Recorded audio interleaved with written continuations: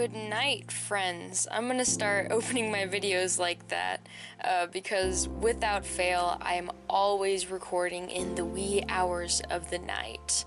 And there's nothing wrong with that, it's just when I feel most productive. Without question, the hours between 6 p.m. and 2 a.m. are when I'm most productive. It just so happens that I should be asleep during half of those times, but it's okay. Actually, in like the summertime when I don't have any responsibilities or a job or anything to wake up for, my sleep schedule just kind of naturally completely flips around and I become nocturnal. And my hours that I'm awake are like from 4 p.m. to 8 a.m., give or take. But with that actually comes a lot of cool stuff. For example, I'm awake when the sun sets and when the sun rises, and that's kind of one of the most bittersweet things.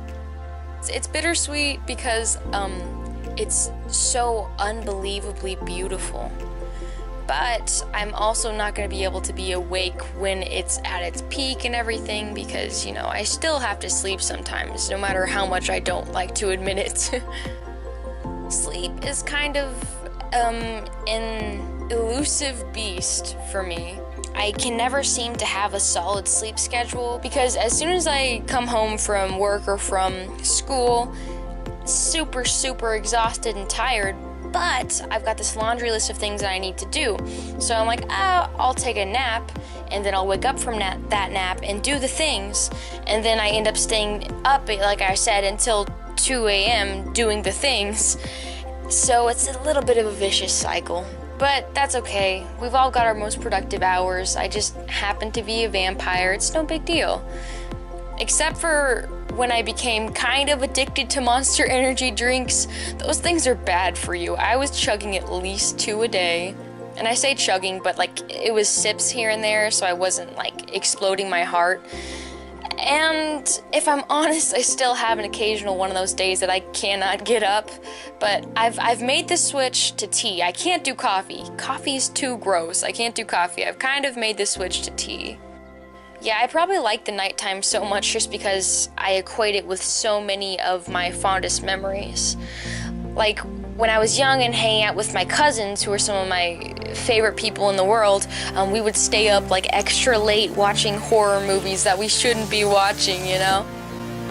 On that same vein, we were disobeying rules, right? But I feel like disobeying what others want you to do, in a way, is accepting that your own thoughts and feelings have value to yourself. That you want to find out on your own where you lie in the spectrum on certain issues. More fond memories that I've had at nighttime are me and my friends exploring places that maybe we shouldn't be exploring, if you know what I'm saying, and maybe being creative and painting things that maybe we shouldn't paint. But it's not like it's establishments that are still being used. There's this mound of like broken pieces of cement down at the end of a creek that we go to all the time. And no one's gonna use that. No one's gonna care if I make art on it, and it's gonna make me happy, and it's not gonna hurt anybody, it's not gonna hurt anything. Just a little bit of spray here and there, and I think that that's an okay thing to do. At least for right now. Maybe when I'm older and I see more dangers in the world, maybe I'll become more timid. I hope not, though. I hope I just become more brave. But in a way, that might be acting a little bit immaturely, but because maturity isn't just realizing that your actions have consequences, but it's realizing that your actions have consequences on others. And that kind of goes back to that whole you're always on display thing, right? Whether you're on display in a public setting or you're by yourself, you're on display for yourself. I think that might be one of the roots of why so many people have such low self-esteem.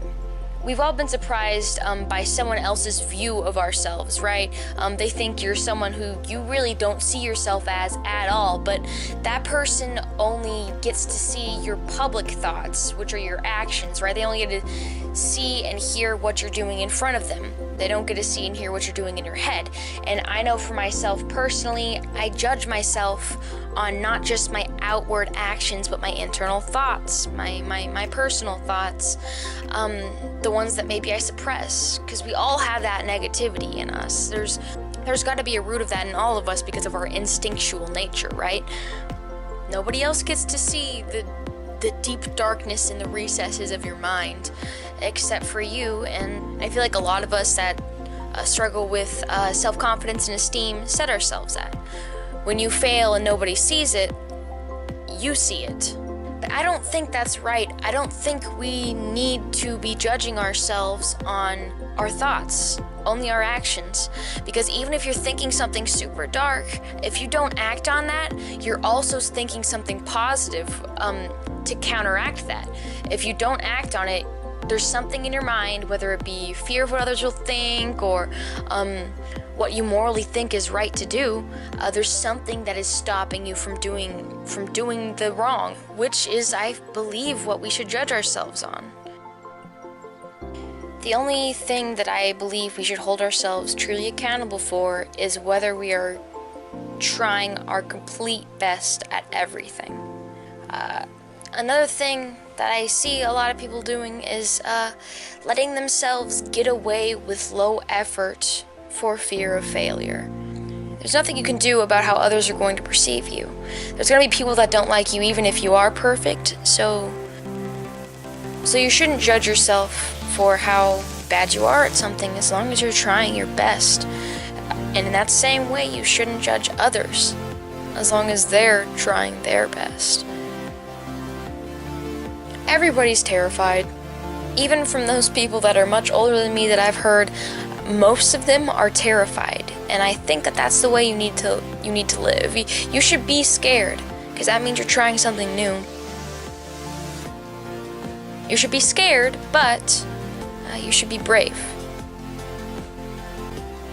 Try something that you've been told is wrong, but you're not sure why.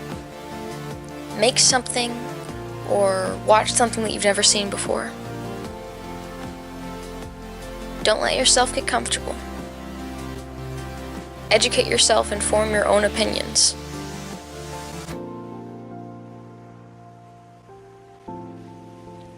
So, be brave. It's really worthwhile, I promise.